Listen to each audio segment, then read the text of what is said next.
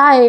अरे तुम्हें क्या हो गया? यार मुझे लगता है ना, मेरे पेरेंट्स मुझे कभी समझ ही नहीं सकते। उन्हें हमेशा ही मेरी गलतियां नजर आती हैं। अरे अरे एक सेकंड, अब ये बीच में कभी कहाँ से आ गया? पूरी बात तो बताओ मेरे को। आज सुबह मैंने अपने पेरेंट्स से पूछा कि मैं अपने फ्रेंड्स के साथ आउटिंग के लिए चली जाऊं, तो उन्होंने तो सीधा ही मना कर दिया। उन्हें तो मेरी कभी खुशी नजर ही नहीं आती। एक तुम्हें परमिशन नहीं मिली और तुमने इसको कभी नहीं तक पहुंचा दिया।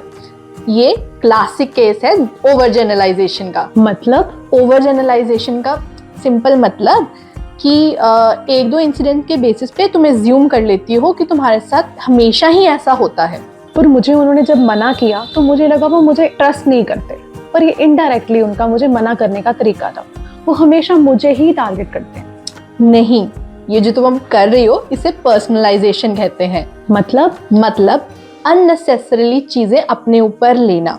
जैसे हो सकता है उन्होंने तुम्हें मना करा हो, कोई सेफ्टी इश्यूज हो सकते हैं, जहाँ फिर उनकी खुद की कोई अपनी कंडीशन हो सकती है। जरूरी नहीं कि उनका मना करना तुम्हारे अगेंस्ट जाना ही हो। ओह अच्छा, जब मैं सोच रही होती हूँ कि मेरे साथ ही हमेशा बुरा क्यों होता है तो मैं ओवर जनरलाइजेशन कर रही होती हूँ। और जब मैं ये सोच रही होती हूँ या अज्यूम करती हूँ कि हमेशा मुझे ही टारगेट किया जाता है, तो ये मैं पर्सनलाइजेशन करती हूँ। एग्जैक्टली। बहुत बार ऐसा होता है कि आपके पेरेंट्स अपने खुद के पर्सपेक्टिव और आपके पर्सपेक्टिव के बीच में क्लियर कट बैलेंस नहीं बना पाते हैं।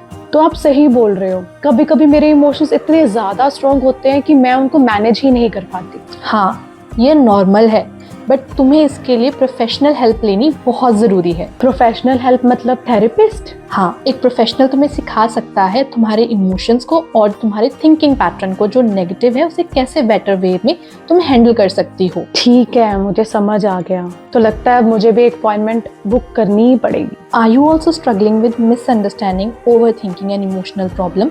कभी कभी एक फ्रेंड से ज़्यादा एक प्रोफेशनल की ज़रूरत होती है।